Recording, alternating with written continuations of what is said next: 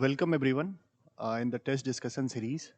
Today we'll be discussing Indian society questions of this year UPSC GS1 paper. So when we talk about Indian society syllabus, so Indian society syllabus looks very short, but it includes every part of our society or all the social institutions. So like the syllabus starts with salient features of Indian society. So many of the things that are not written in the syllabus are part of this topic. So like the idea of caste system.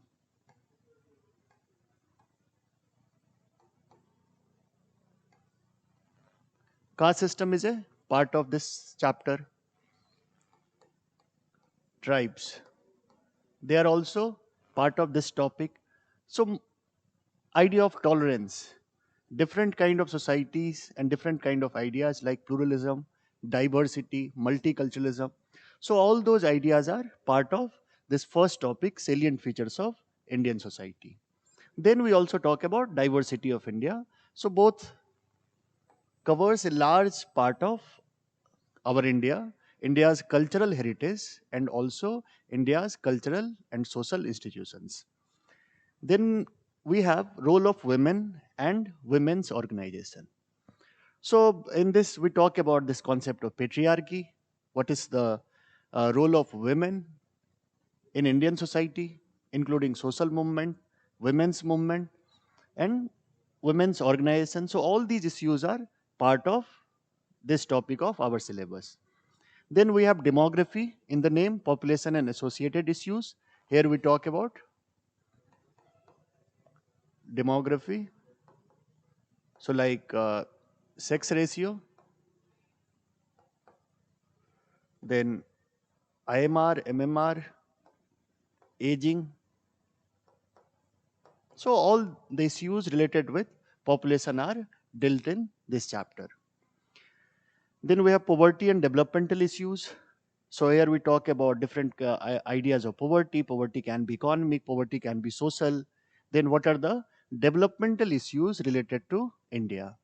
So here we generally study developmental programs in India, its lacunas, and in lacunas we talk about development induced displacement and other topics like how development is impacting a large section of population very negatively, but a small section of population is only getting the benefits of development. So all these issues, the problems of our developmental programs and policies will be dealt here. Then we have urbanization. In urbanization, we talk about this process of urbanization. At the same time, we focus on the idea of slums.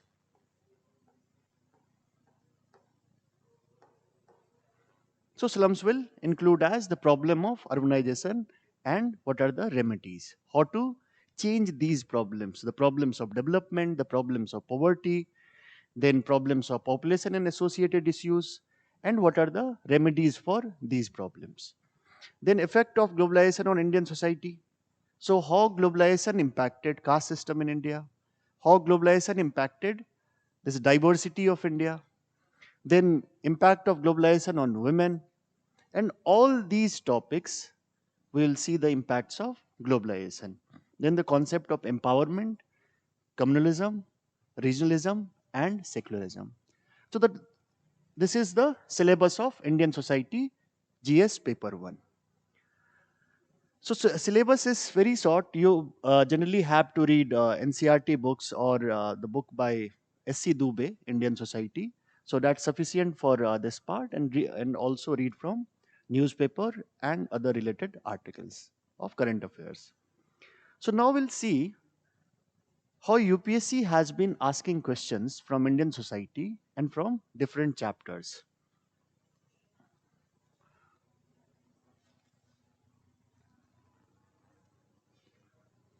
So this topic, caste, religion, region, empowerment.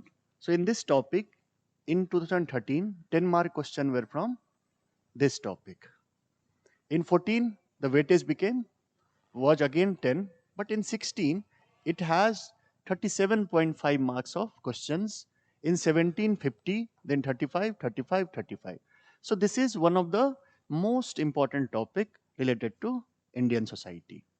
So it's clubbed here: caste, religion, reason, and empowerment. So all these topics are here. Then poverty, population, and development. 13 we had no question. Then 14 we had one 10 marker.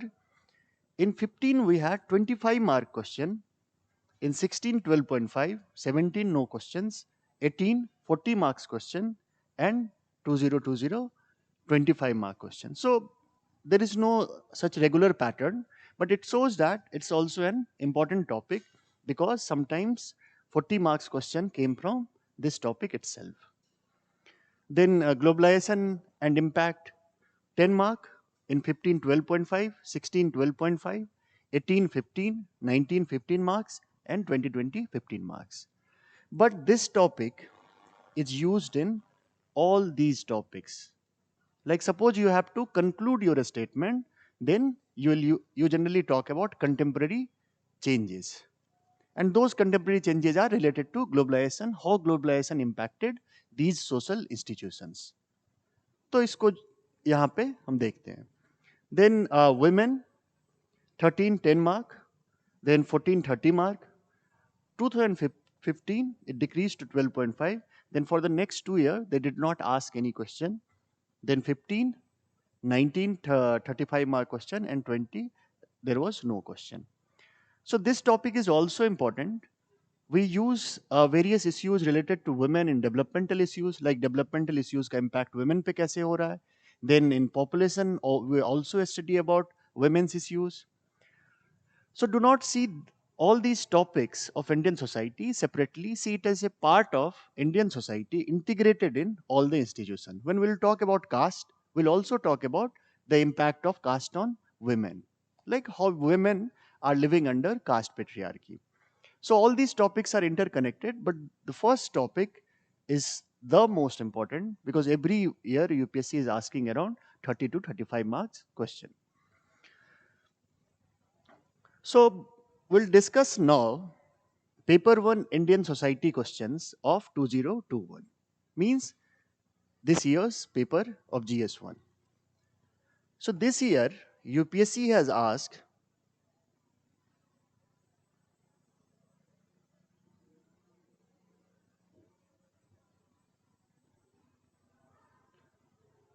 six questions, 3 15 marker and 3 10 marker.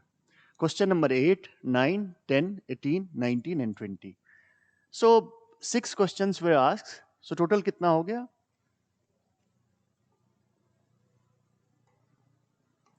75 marks question came from Indian society. And in this part, you can score very high marks because if you cover all the dimensions, you'll get a good score.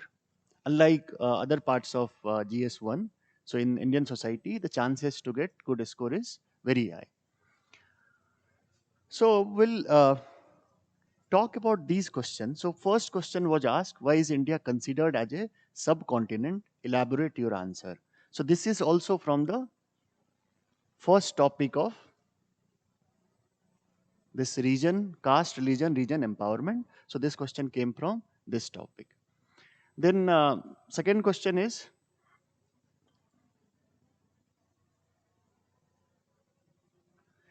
examine the uniqueness of tribal knowledge system when compared with mainstream knowledge and cultural system. So this is also part of the first topic. Examine the role of gig economy in the process of empowerment of women in India. So this is a very contemporary question, but it was asked specifically related to women in India, how gig economy is impacting women's empowerment. So you have to examine means, is it giving them empowerment or their empowerment is becoming more problematic through gig economy. Then discuss the main objectives of population education and point out the measures to achieve them in India in detail. So you have to talk about this concept of population education. So it's a very old concept used by many countries, especially the post-colonial countries, which got independence in 40s, 50s, and 60s. So they use this idea of population education. UNICEF also uses this concept for better population education, for uh, better socio-economic condition of any given population. So this concept is used by many international agencies. So they ask what is the objective of population education, and point out the measures to achieve them in India in detail. So what should be the measures to achieve them in detail? 19th question was, what is cryptocurrency? How does it affect global society? Has it been affecting Indian society also? So this question is also very straightforward. It's talking about cryptocurrency and its impact on different social institutions, both globally and in India. तो globally भी आपको impact देखना है and impact about India भी आपको बताना है. Then the last question, how does Indian society maintain continuity in traditional social values? Enumerate the changes taking place in it. So this is also from the first topic, diversity of India. So how does Indian society maintain continuity in traditional social values? So you have to talk about various traditional social values, and you have to prove how these traditional social values are continuing in India, maybe in the original form or in the changed form, but they are continuing in India, and you have to enumerate various changes taking place in this. So we'll start our discussion with 15 marker questions first, then we'll come to 10 marker question. So let's start with 28th question because it's from first topic. So how does Indian society maintain continuity in traditional social values? Enumerate the changes taking place in it.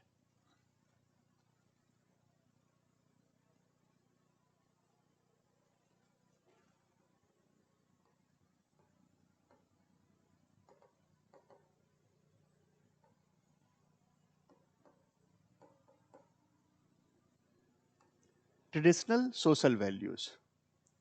So every society in the world has many traditional social values because every culture is different and distinguished from other culture. So like Indian culture is very different from the cultures in the USA or in Japan or in other parts of the world. So Indian society also has many traditional unique values. So in this part, you have to talk about those unique values, traditional unique values, and how they are continuing in Indian society. So when we talk about traditional social values, so India has many traditional social values like the spirit of tolerance,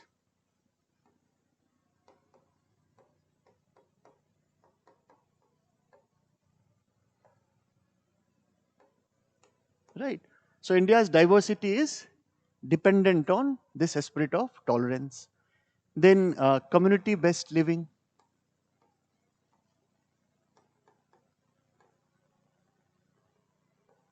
community-based living.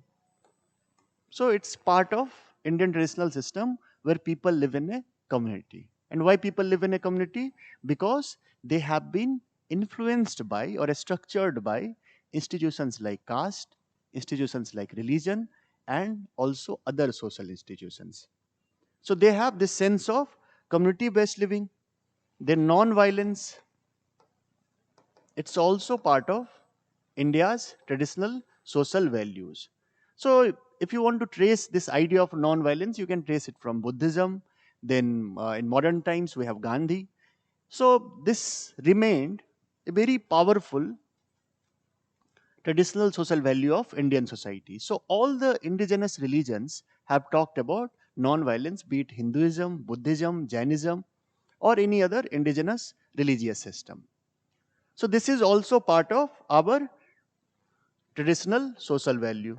Then this idea of spiritual freedom means freedom, this sense of freedom, or this idea of freedom will not be searched in the domain of material, or materialistic freedom is not very important for traditional Indian society. So gaining wealth or becoming rich is not the goal, not the main goal of Indian social system. Like India has different goals, Indian society, especially Hinduism provides these goals. dharma, arth, kam, moksha. So salvation becomes the our ultimate goal. And salvation, what is salvation? It is spiritual freedom, an idea of freedom which cannot be traced or which cannot be identified in material domain of our society, but it's found in the spiritual domain. So this idea of a spiritual freedom is also very unique to Indian society. Then democratic decision making.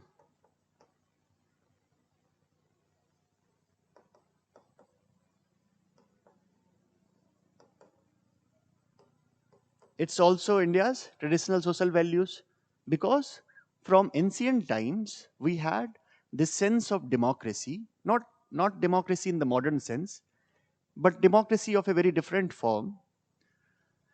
And people used to make decisions through caste panchayats or village panchayats or through different kind of gatherings.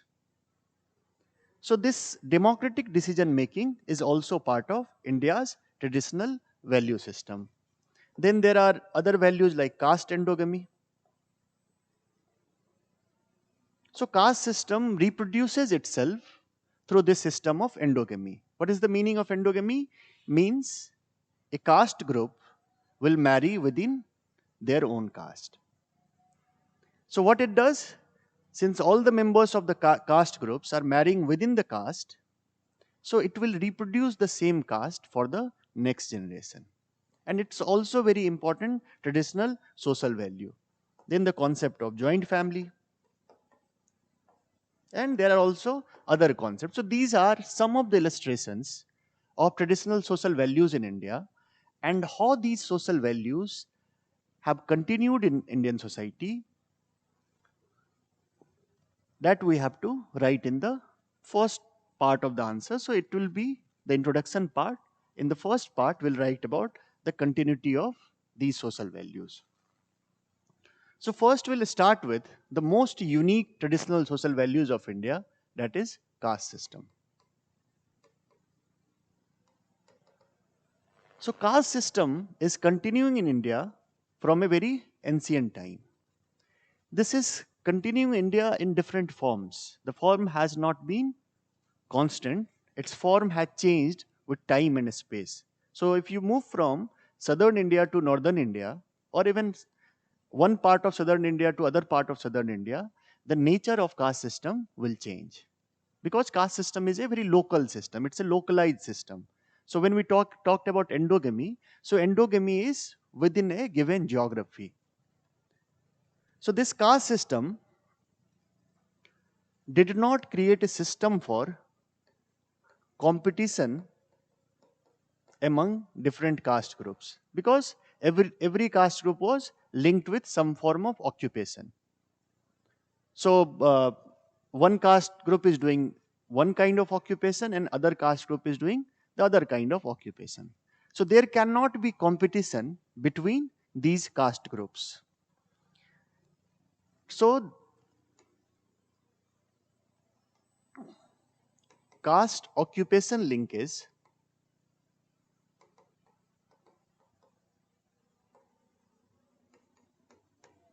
was not was somehow deleted this issue of competition from Indian society, and it has religious legitimacy. So this idea of caste, especially the concept of endogamy,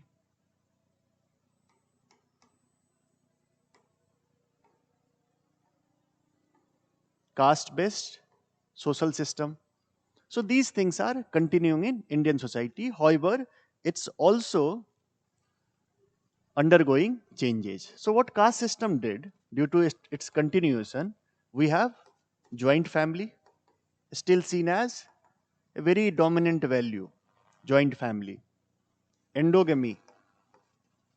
So it's continued many of the values of caste practices,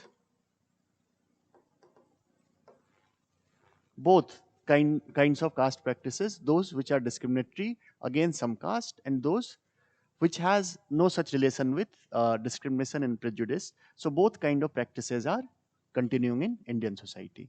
So caste system continued these traditional values in India.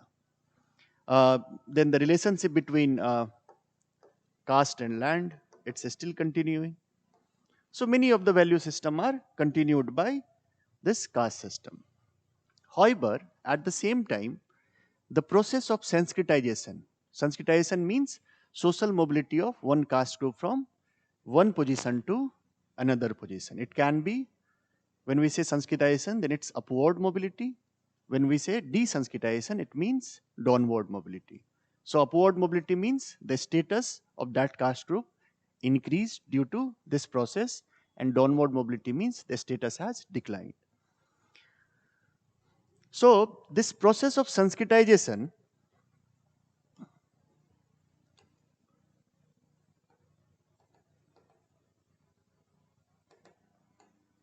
is based on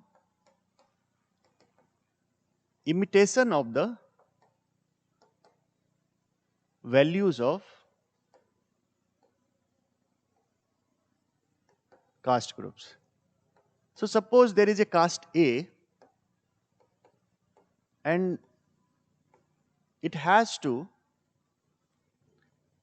get social mobility to be at this position. So what A will do, A will imitate values and practices of B. Practices of B. So when Britishers came to India, then in our caste hierarchy, so this is upper caste groups, middle and lower. So upper caste groups were going for modern education, European way of life, or which is defined as westernization. But this middle caste groups and lower caste groups, to gain higher ritual status, because in Sanskritization the caste group gets higher ritual status, they started imitating the traditional social values. So when upper caste groups were going for westernization, middle caste and lower caste groups were going for Sanskritization. Therefore, they continued the practices of Indian society, or they continued the practices of traditional social values, because through these social values they can gain social mobility. So it also helped to sustain or continue traditional social values. Then third is the spirit of tolerance.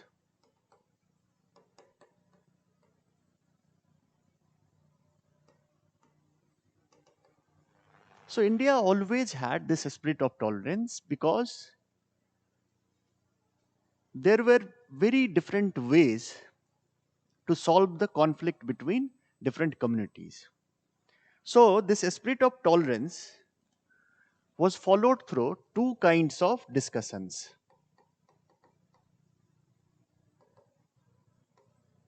So if there is any conflict between two cultural groups, they will go for these two kinds of discussions. First is intellectual discussion.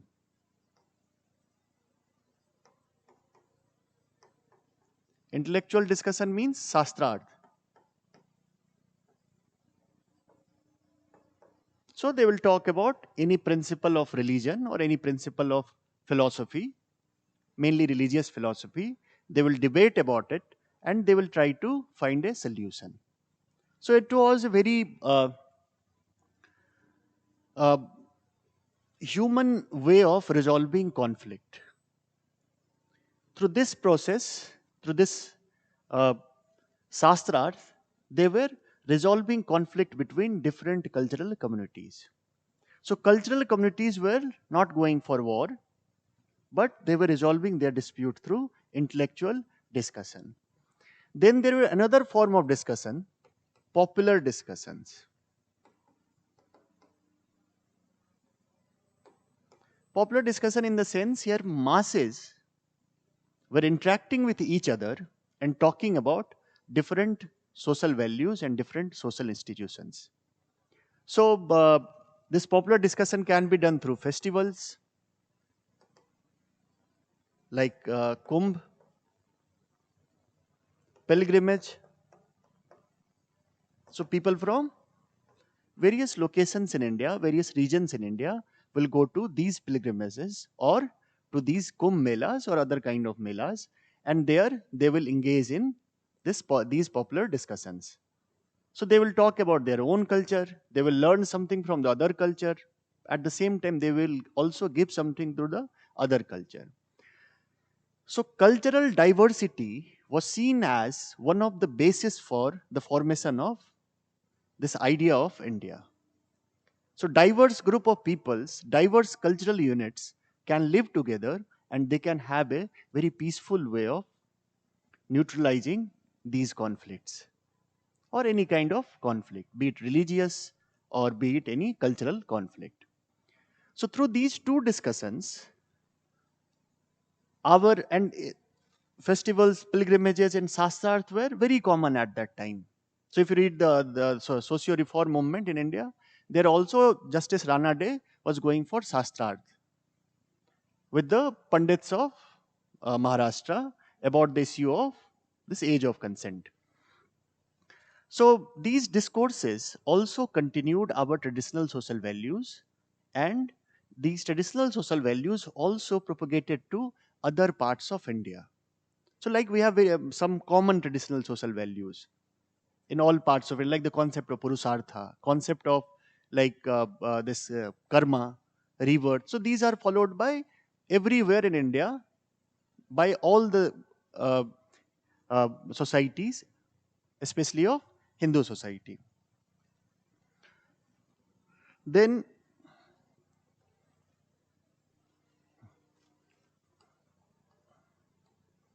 Indian society always accepted values from outside. So Indian value system had never been a static value system. It accepted values of external cultural groups if those values can fit into Indian society. So a kind of syncretism was present in Indian society with respect to external values. So, in this process of continuous transformation of these values and continuous discussion about these values also help to create this sustenance of traditional social values. So, Indians accepted values of external societies or the rulers who came from outside. At the same time, those groups which stayed in India also accepted many of the values of Hinduism. So the conservation of these traditional values continued in parallel ways. So other communities were also continuing many of the traditional social values, and the indigenous communities or the indigenous religious groups and and indigenous communities also, they also continued their traditional social practices. Then these traditional social values were the most powerful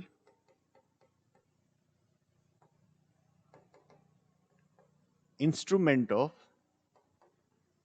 like in syncretism, you can give the example of Ganga Jamuna Tehzeeb. You can also talk about various literatures written in India which talked about values of different cultural groups and how it continued. So most powerful instrument of our freedom struggle came from these traditional social values.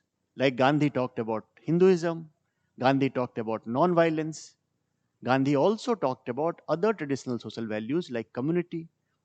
So these social values also continued through these freedom struggle. It became more popular, more acceptable to people in our society, and in the post independence time also, these values became the benchmarks through which we saw our developmental process.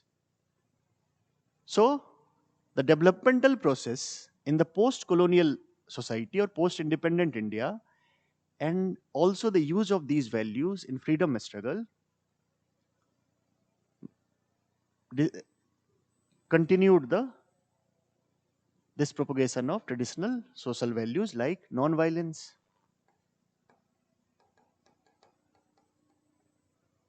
importance of community, religious pluralism. So all these continued. Then when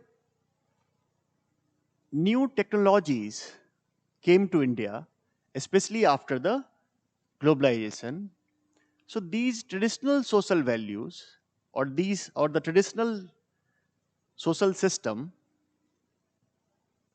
used new technology to revive themselves.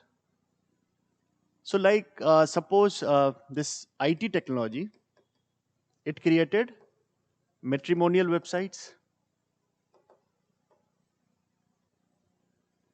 and these matrimonial websites became the instrument through which now people are going for caste based marriages or going for caste endogamy.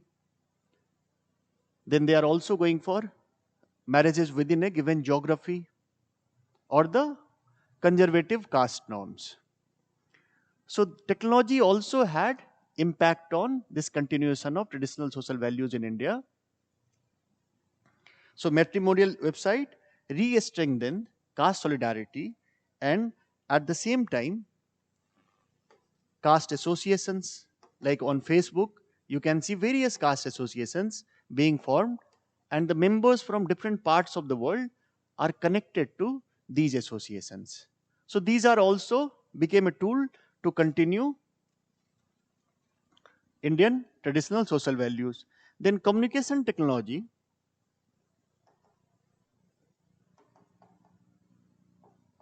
also connected isolated nuclear families in India and created jointness of jointness of families. And how they connected? So like see the example of family group on WhatsApp.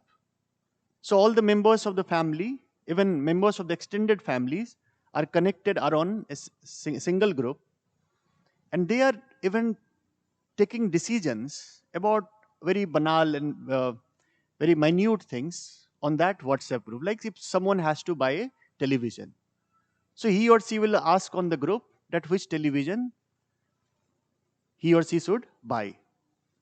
So this jointness of families, which was also a traditional social value or is a traditional social value, also continued through the use of technology. So through these points, we can say that Indian traditional social values continued, or Indian society maintains these traditional social values because Indian society is very dynamic in nature.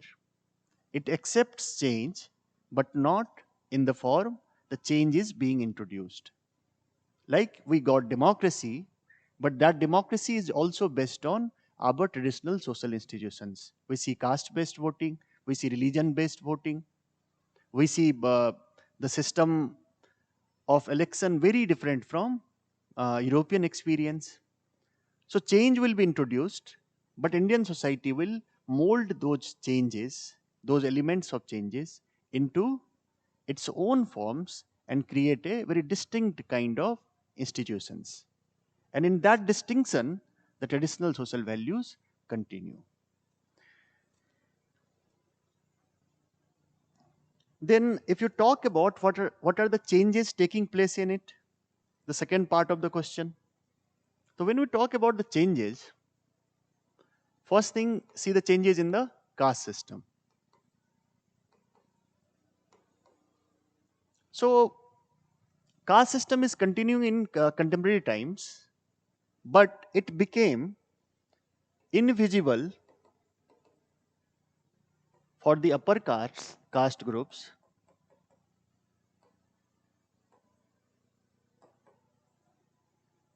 and visible for the lower caste groups. So first change is because when this reservation policy was announced, so upper caste groups which had the benefit of modern institutions, so for them the caste became invisible. So even they are now aspiring for those domains of our economy where this caste system is not prevalent, like private sector, a startup culture. But it became more visible for the lower caste groups because caste system or the various welfare initiatives and various rights given to the groups uh, which had historical injustice. So they see caste as an instrument of emancipation. So earlier for them, caste was an instrument of oppression. Now they see caste as an instrument of emancipation. So there is this change in the caste system. Then other change.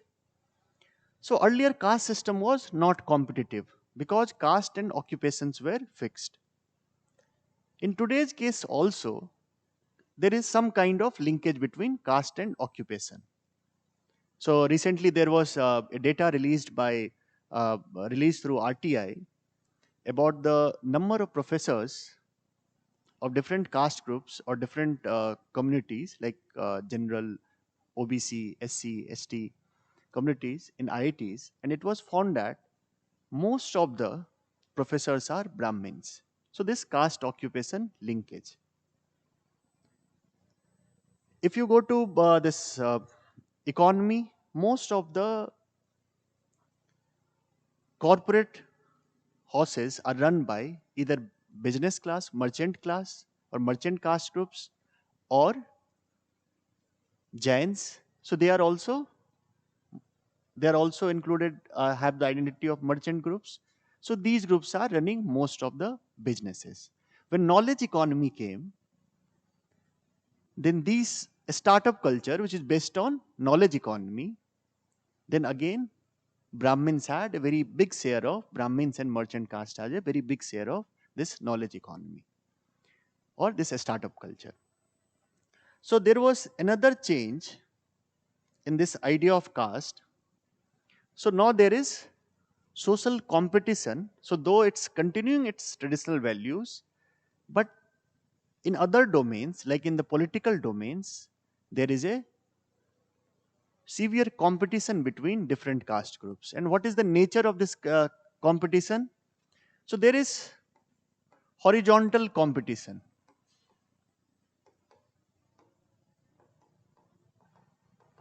So suppose there are multiple groups at this level of caste hierarchy, so they will compete with each other. And why they will compete with each other?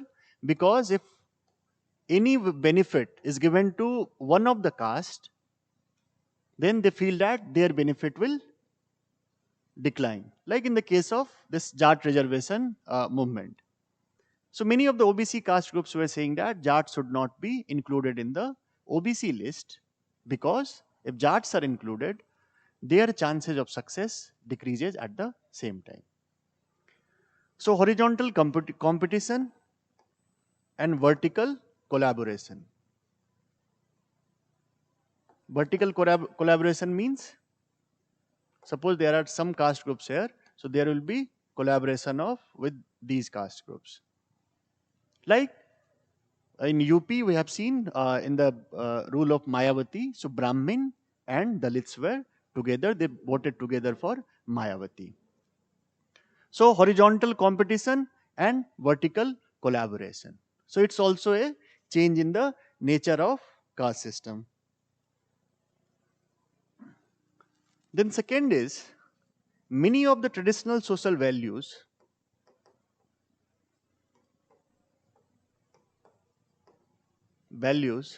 are commercialized.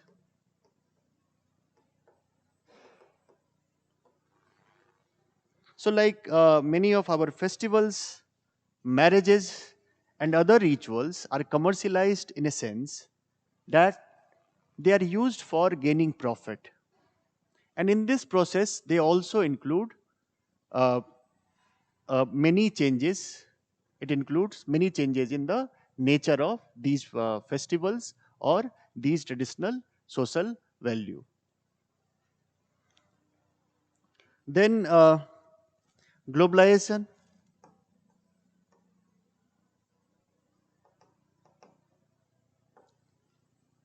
it is showing a threat to pluralism.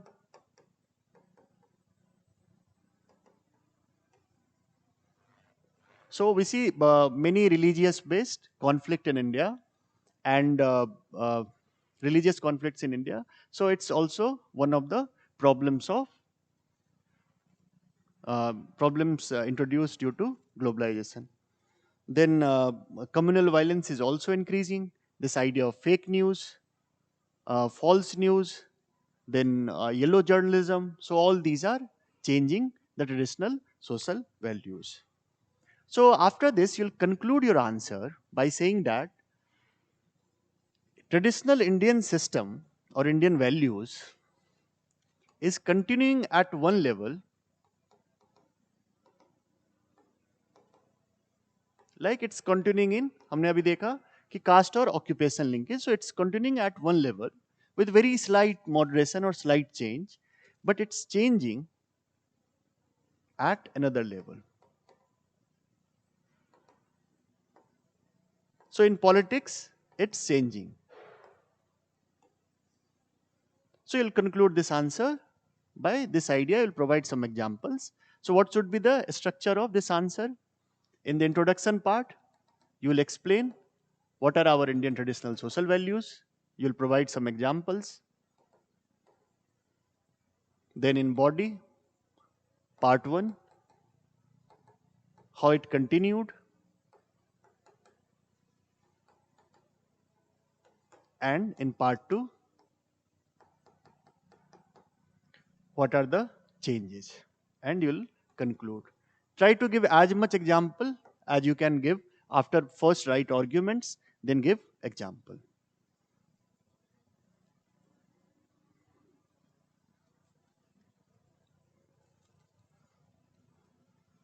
Now coming to another question, what is cryptocurrency and how does it affect global society?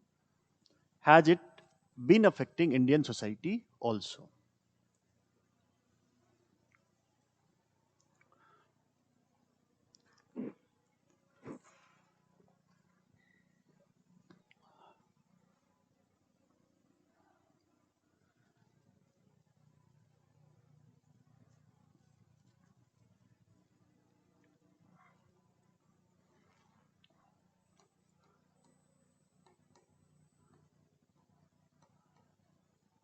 So in the introduction part, you'll talk about cryptocurrency. So when we say this, use this term cryptocurrency, so it's a very ambiguous term. Cryptocurrency is not used as a currency because currency has to have very wide scale use. See any currency of the world, so it will be used by a very large number of population. There will be circulation of money at a very fast rate. But cryptocurrency is generally seen as a digital asset.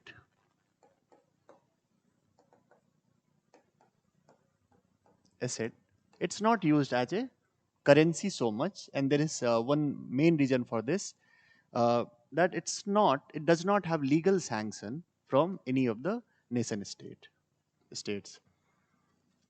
So when you talk about legal sanction, so it's in a very gray area. You can have this currency, it can be traded through its own platforms, but it will not be part of nation states economics economic policies. However, recently many of the governments are introducing various regulatory measures or taxes on, like in our recent budget, government introduced 30% tax and 1% TDS on cryptocurrency. So this cryptocurrency is produced through blockchain technology, and this blockchain technology is a very has a very decentralized structure of production. Means people in different parts of the world are creating various blocks or nodes, and to motivate them, to give them some kind of benefit to, so that they can continue their work, they are given this currency. So in blockchain technology, they are given Bitcoin. This Bitcoin is different. So this is the name of the currency. This is a general term Bitcoin. So Bitcoin is given through this blockchain technology. So the name of this currency can be very different, like Ethereum, then Bitcoin, the first blockchain that was created. So this cryptocurrency can be exchanged, can be traded, but it's generally used as a digital assets. And it's extremely volatile.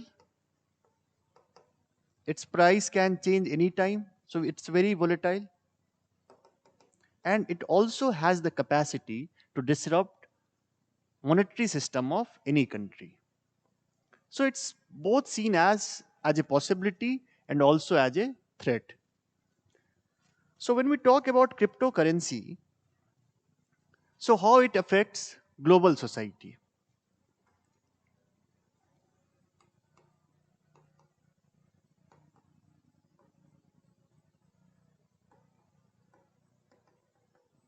So first is impact on sovereignty.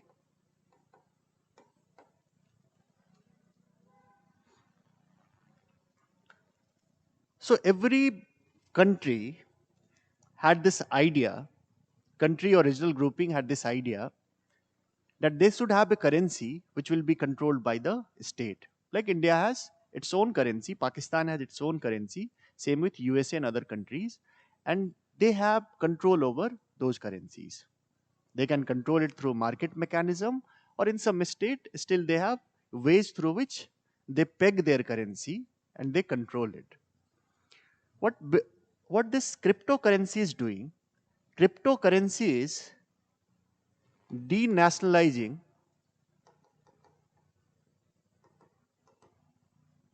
the money. So when say that they have Ethereum, so Ethereum is not the cryptocurrency of, not the currency of any specific nation state. It's the currency of created through the blockchain. So there is this denationalization of money. So the sovereignty of nation state, because currency is a very powerful tool in the hand of nation states, and this denationalization of money is impacting the sovereignty. So you'll see various quarters in government asking about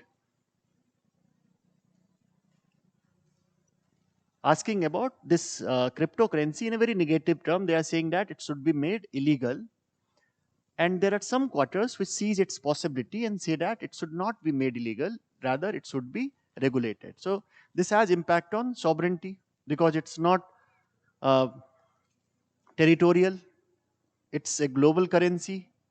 It cannot be nationalized, it's a denationalized currency. So this impact on sovereignty. Then cryptocurrency is also going for, at the same time, economic integration. When you talk about economic integration, it means that through cryptocurrencies, the economies of different countries are being integrated through a currency which can be exchanged in terms of other currencies. So this economic integration is becoming faster because charges are very less, very low charges, and also this economic integration is creating new ways of creating jobs, or new ways of creating getting investment, and also other ideas. Then it's also creating employment both at the back end and at the front end. So those who are mining, so they are also getting monetary benefits in the term of cryptocurrency, and those who are not mining but they are trading, so they are also getting their commission. So it's creating various kinds of job. in many economies of the world. Therefore, this also has employment generation. Then the transaction of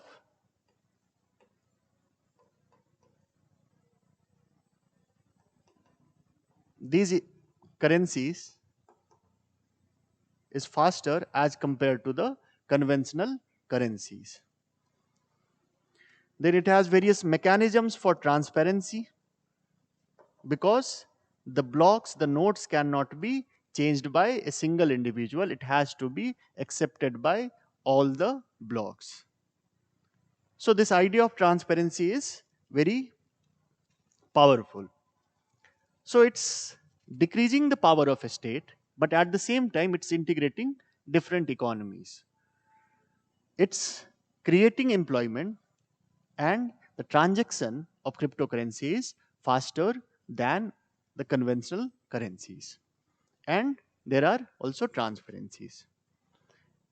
Then there are also there are problems related to cryptocurrencies,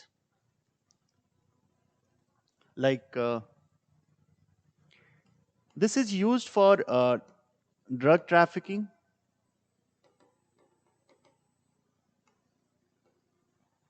then terrorism,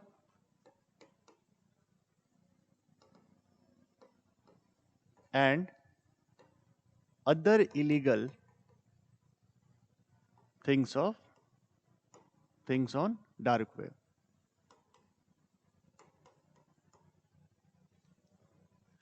So it's one of the main problems of this idea of cryptocurrency. Then there is this idea of anonymity, which also becomes problematic. How anonymity becomes problematic? One cannot know the name of the person who transacted money through these exchanges, crypto exchanges. Since we cannot get the name or identity of that person, we'll only get his address, the digital address of, of their node, of their block. So this becomes problematic, that law enforcement agencies are also not able to find people involved in these transactions. So anonymity becomes problem. Then this cryptocurrency is used by generally middle class and upper class. The lower class, women, and other vulnerable section are not able to take the benefits of cryptocurrencies. And why they are not able to take the benefits of cryptocurrencies? Due to digital divide, and they also do not have trust in these kind of systems. So you can write about these impacts in global impacts in cryptocurrency, both positive and negatives. You can also differentiate it into two parts. So these are positive impacts and these are negative impacts. Now, how has it affected Indian economy? Yes, it has affected Indian economy, but in India, cryptocurrency is at a very nascent stage, at a very initial stage. To make it a mass phenomenon, you must have seen many advertisements where they are saying that cryptocurrency can be exchanged, can be bought of rupees 10 or rupees 100 or 200. So they are trying to include a large number of population in the crypto trading or crypto exchanges. So how one can buy this 100 rupees Bitcoin? So there is this idea of fragmented ownership. Fragmented ownership means of one Bitcoin, there can be multiple owners. So this blockchain technology can also be used for this fragmented ownership of various other things like tractor. So one tractor was bought by five farmers, and all the five farmers can use this tractor. They have the ownership over the tractor, fractional ownership, and and they can also use this tractor through this blockchain technology, and blockchain technology will calculate everything. So in India, it's being popularized by bringing celebrities, by bringing various finance gurus talking about the benefits of cryptocurrencies, or projecting it as the future currency of the world, or projecting it as a, an emerging market which can be very profitable. So in India, we have seen, first thing, a new class is emerging, especially the new middle class.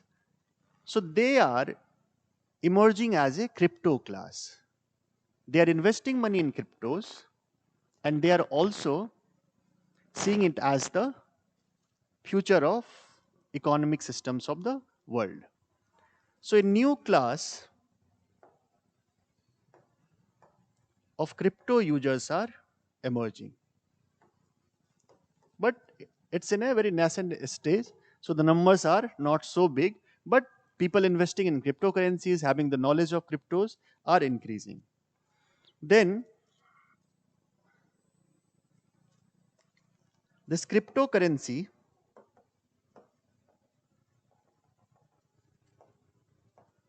is also connecting Indian businesses with outside players. So earlier they had this problem of getting money from outside and paying very high processing fee. Even the payment will be delayed. But now, due to this cryptocurrency,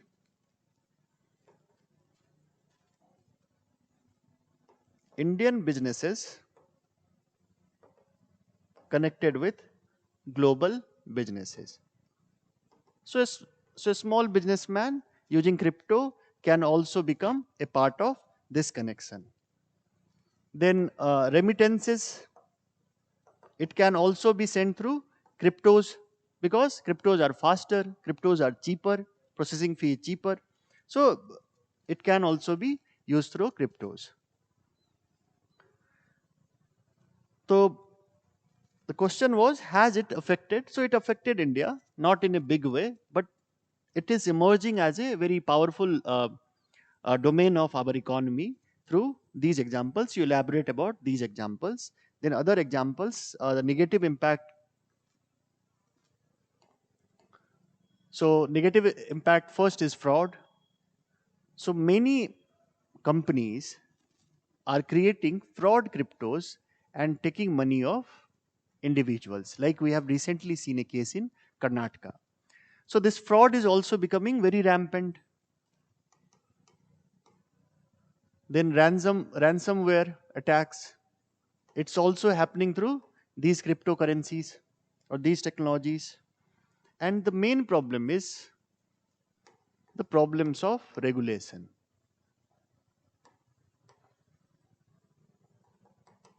So you'll write about all these things. In the way forward, you can talk about how regulation can be introduced, how it can be made a very sustainable currency for the benefit of Indian economy.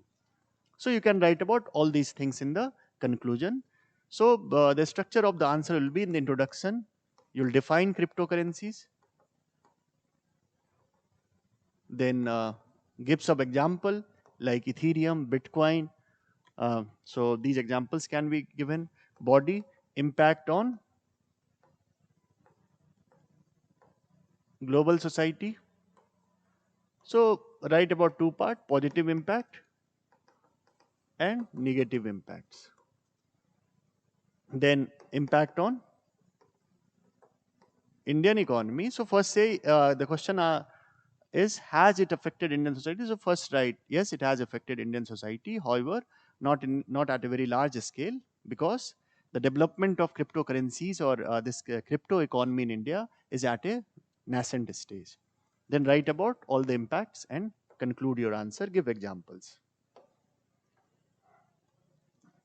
So now we'll come to next question. Discuss the main objectives of population education and point out the measures to achieve them in India in detail. So this is very straightforward question. So you have to explain in the introduction what is population education. So the concept initially came with the idea that in developing world there is need to check the growth of population and at the same time check the socio-economic and cultural status of these populations, because there were problems of poverty, there were problems of very high rates of IMR, MMR, massive growth of population. So all these problems were there. So they talked about this population education. Later on, UNESCO uh, took this concept and tried to give it a precise and proper definition to be used by other countries in their uh, public policies. So UNESCO says population education is an educational program. Population education is an educational program that provides for the study of the population situations of the family,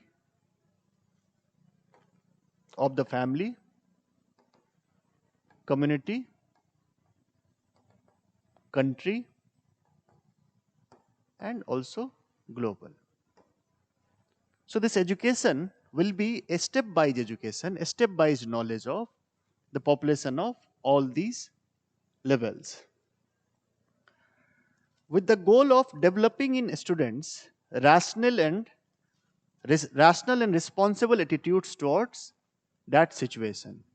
So the first thing is to have the understanding of uh, this population situations at the family level, at the community level, at the country level, and at the world level. At the same time, and how it will be done? It will be done through rational and responsible. Rational and responsible attitudes. तो इसके through इसको किया जाएगा. So many governments of the world are using this concept to improve the socio-economic status of their population, then health status, educational status, then cultural ideas, historical ideas. So all these ideas are part of this population education policies. So what are the objectives? The first part of the question.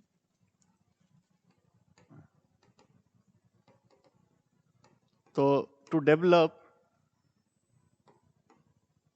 an understanding of population situation. This is the first objective, that students should have this understanding of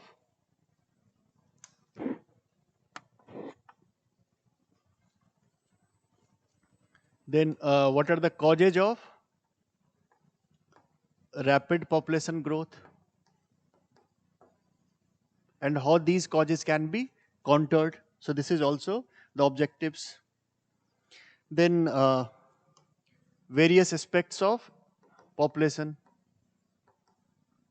To understand various aspects of population means historical, cultural, economical, and also other aspects like political aspects, cultural aspects. So these things. Then impact on environment.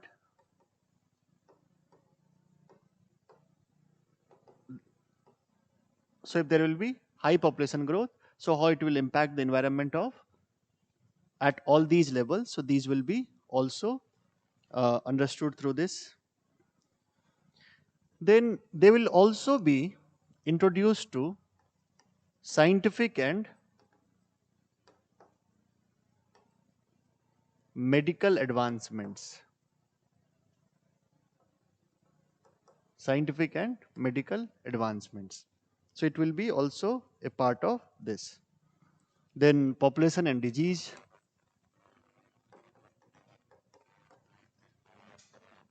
So all these are the objectives of population education. So if you see how the second part of the question, how India can achieve these goals. So India also has this problem of not having population education. Though our rate of growth of population is stabilizing, but it will still take some more time. Then there is a very skewed uh, distribution of population growth and also of the population. IMR, MMR rates are also very high in some states, and in some states it's very good. So these kind of problems are there in India also. However, India started various programs for population education in India. So first was National Family Planning Program.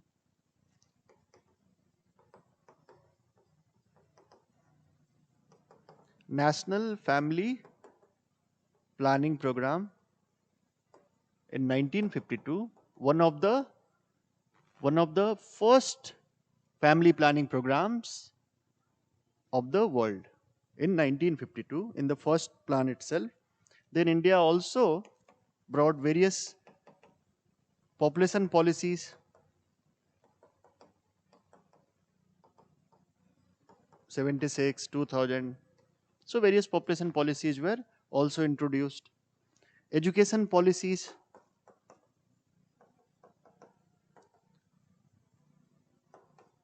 जो 1986 का education policies था, तो it also talked about this population education. Then various governments programs and policies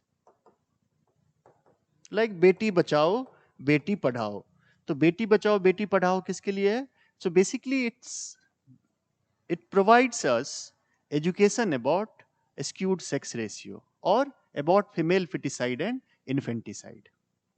So these programs and policies were also introduced for the education of the masses, education about population situation in India and how it can have adverse impacts on our society. Then various surveys, like recently we have seen National Family Health Survey 5th round, where we found out that in India there are 1020 girls for 1000 male population. First time in Indian history, modern Indian history. So various surveys like NSSO surveys, then census, then also the NFHS survey. So these surveys are also part of our population education. So write about these things. Then how India can have. So the question says, uh, point out the measures to achieve them in India in detail. So you'll talk about these measures and you'll focus on new education policy. How new education policy talks about sex education, population education, and other issues related to population. So talk about this new education policy in detail. And second thing, various programs and policies related to demography. So for programs and policies for institutional delivery, programs and policies for controlling IMR and MMR, programs and policies for, related to right to education. So all these things will be part of these programs and policies.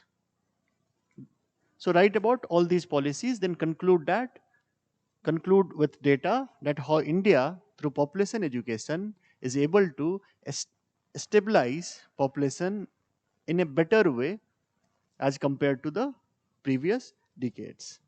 So this will conclude your answer. So it concludes our 15 marker questions. Now we'll talk about 10 markers.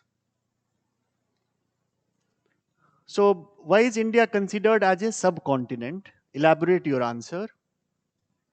It's a 10 marker question.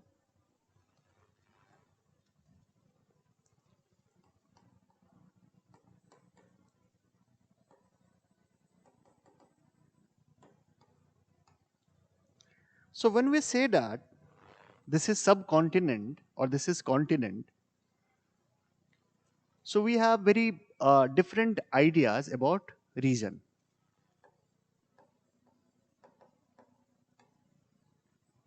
When we are talking about subcontinent, then we are talking about the first thing that we are talking about cultural diversity. So, what is a region? A region is any space, homogeneous space, having any of the homogeneous cultural phenomena. So, region can be a linguistic region, region can also be ethnic region, region can be any kind of cultural region, or region can be legal region, administrative region. So, a district is an administrative region. So, region has different connotations. When we talk about the subcontinent, then we say that this part of the world has cultural diversities in a very broad way.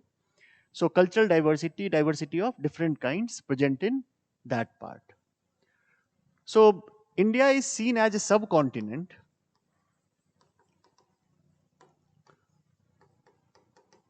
So, we have diversity based on language, religion, rituals,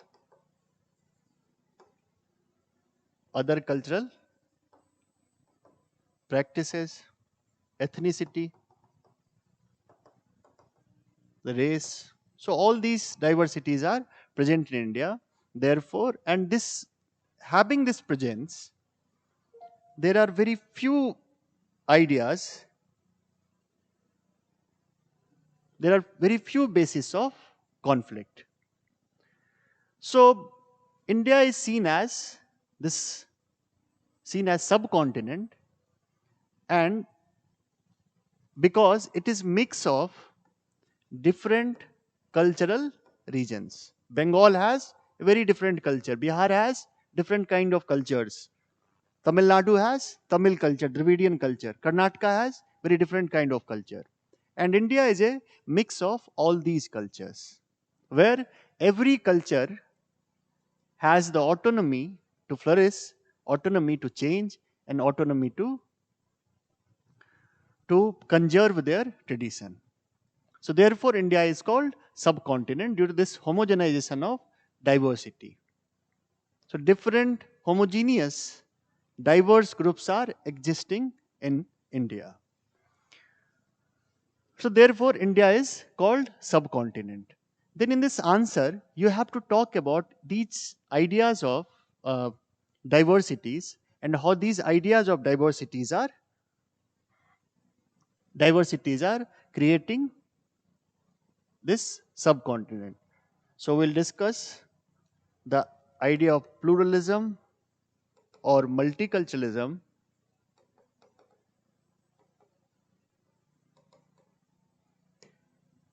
then other phenomena like diversity, religion, language. So all these diversity जो है इसके बारे में हम बात करेंगे. Then we'll say that, however, there are some fundamental things, fundamental ideas which connects these culturally diverse groups, like the fundamental principles of Hinduism,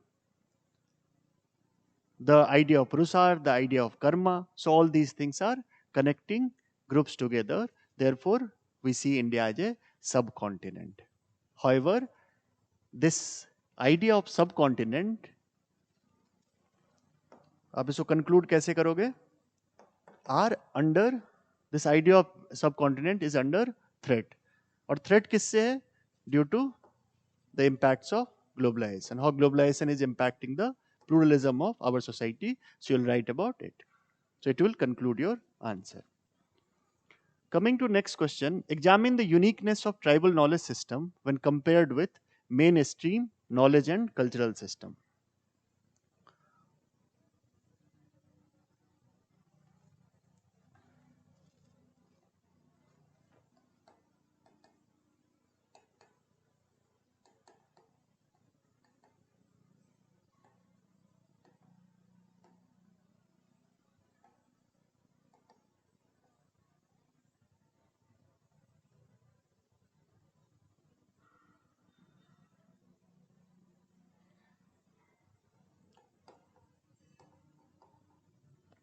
knowledge and cultural systems.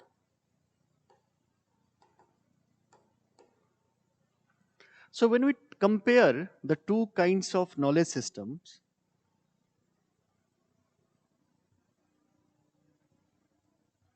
then we see that the first difference is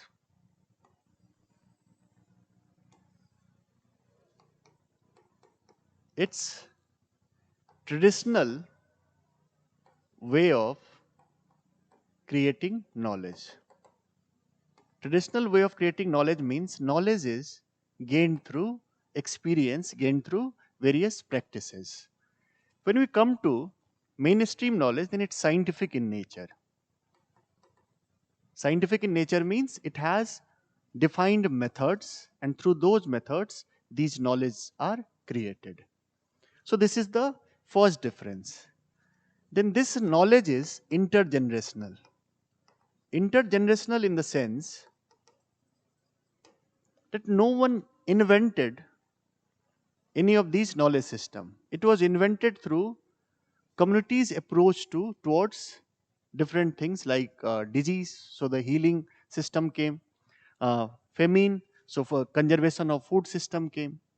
Then also like scarcity of water, the conservation of water system came. So it was created as per the needs of the tribal societies. And many of these, and so it becomes intergenerational. So some work were done by the generation above to the contemporary generation, and some work will be included by the next generation. So it's intergenerational. This knowledge system is continuous and changing. Continuous and changing means, so any theory is given, any proof is given, then it is countered by other scientists, other people involved in knowledge generation, and then that will change. Then this knowledge system is mainly dependent on nature and natural forms. So in this knowledge system we see they try to get produced from nature and use it as per their properties. So most of the knowledge created in this system are created through their interaction with nature. But in the main stream knowledge and cultural system, since it's a part of scientific paradigm of culture, scientific paradigm, so it is mostly artificial, where nature is converted into things. So what the modern industrial and cultural system will do, so it will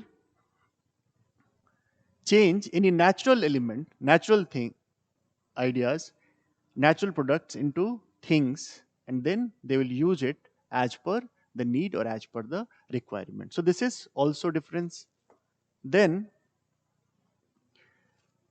this kind of knowledge system is not tested, and it moves through folk songs, stories, legends, anecdotes. So basically, the people are the conservator of knowledge, and they will transfer it to other generation through these mediums. But when we talk about mainstream knowledge and cultural system, then these are written in books, journals. So they have a process through which they conserve this knowledge. So it's also a difference. Then tribal knowledge system is inclusive. It's exclusive. It cannot be understood by everyone. So it's a exclusive type of knowledge system. Then there are also problem with tribal knowledge system. Like many of the beliefs in knowledge system can be superstitious belief. So superstition also becomes problem in a problem in tribal. So those things they cannot solve, they see those ideas in a very different domain, in a domain of superstition, and this is also unscientific. इसमें क्या है, continuous quest है, and it's based on rationality,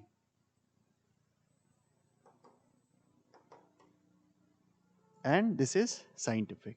So this is the difference between the two knowledge systems. So you'll talk about this uniqueness, how they conserve knowledge, how they transfer knowledge to the next generation, and how they create these knowledge. So these are the uniqueness of tribal knowledge system as compared to mainstream and cultural systems. Then you can conclude that these knowledge systems should be preserved because somehow these traditional knowledge systems are losing their existence due to various changes introduced by globalization and how globalization impacted these societies. So you'll conclude your answer by this thing. Then the 10th question is examine the role of gig economy in the process of empowerment of women in India.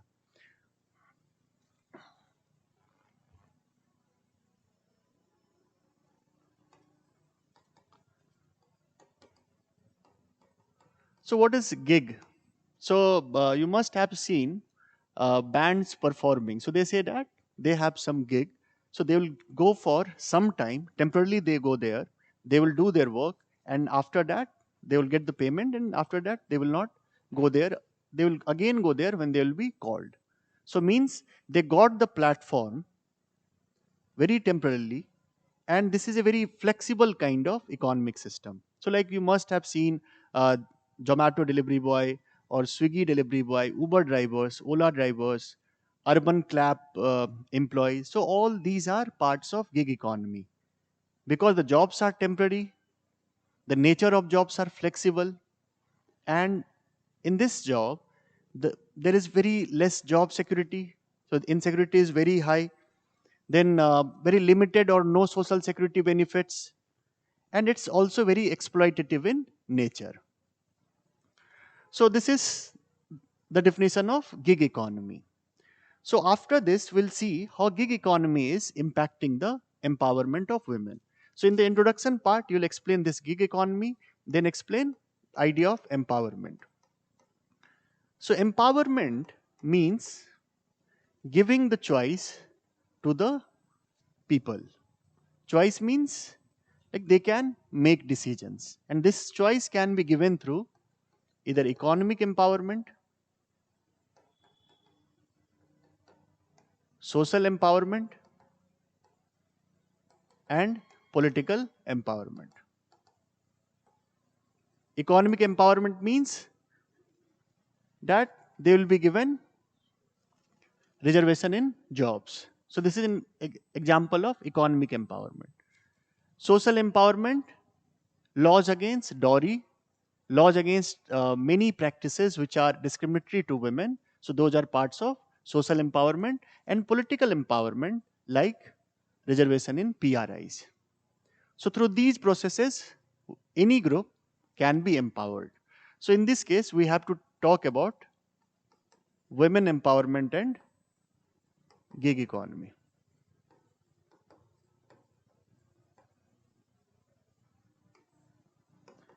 So first thing is this gig economy is providing job to a large number of population. So Niti Aayog in its report said that it provided 2.3 million jobs, and they held it as a an emerging sector, emerging kind of economy in India, and somehow they are the only one who are providing jobs in the time of unemployment. So women in large numbers are getting jobs in gig economy because gig economy is more exploitative sector like informal organization of work. So in the exploitative sector, mainly women, children, and other vulnerable sections are employed.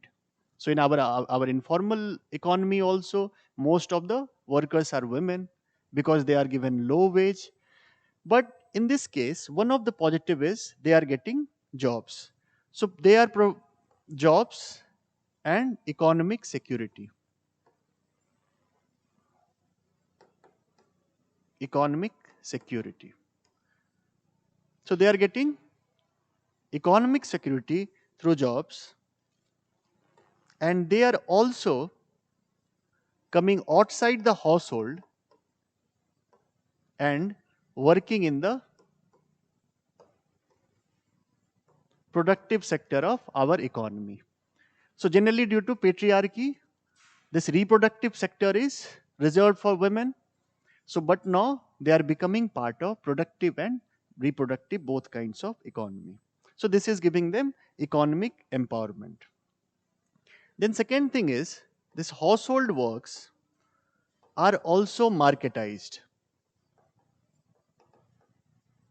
Like household works like cleaning, plumbing, uh, cooking, then various beauty products like makeup and other things. So these things are also being marketized, and women have traditionally these skills in India. So it is also providing them better opportunities in the economy. So we can include this point as also that traditional skill used in market. So this is also one of the benefits of this gig economy. You can give the example of Urban Clap and other companies which are using it. Then many of the opportunities in gig economy, most of the opportunities are part-time opportunities.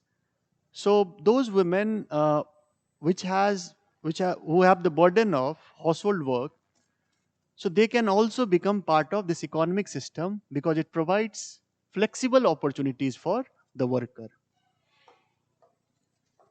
So this is also beneficial for them. However, like I said earlier, this kind of economy is very exploitative, and women, and it can also have negative consequences on women empowerment. So first है exploitation, and how they are being exploited: the low wage, job insecurity,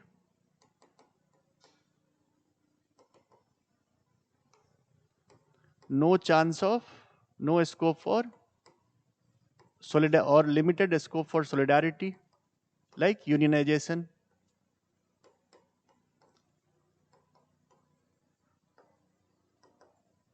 solidarity. Then they also get limited social security benefit, limited or no social security benefits.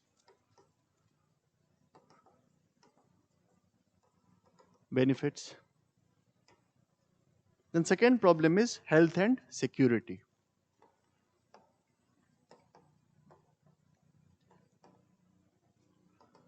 So work are very flexible, and it can also have negative impacts on the security of women, because in urban centers already we have problems of this public communication systems, and when women are using their own vehicle to go for work, then there are many cases where the security has been compromised. Like recently, not women but a male member was working in Zomato.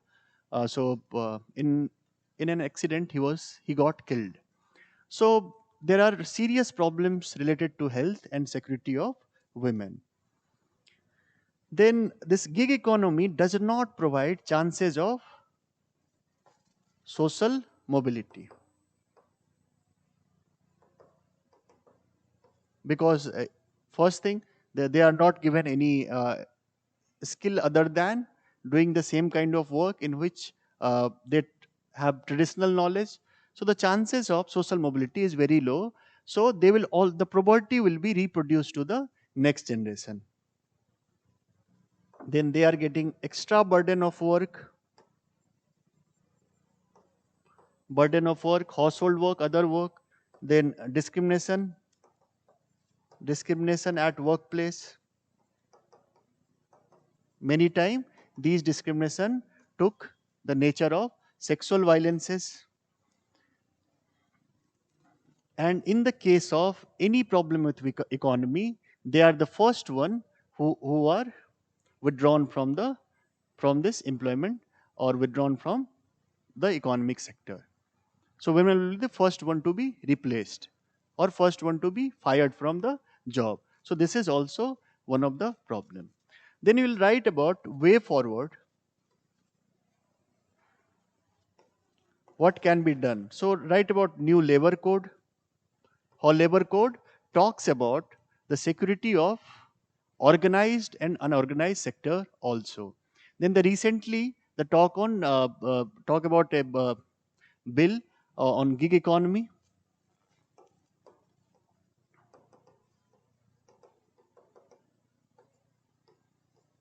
on gig economy. Then better social security provisions, social security provisions, more chances for unionization,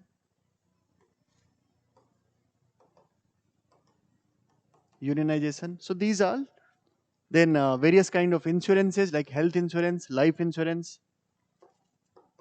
So all these can be included as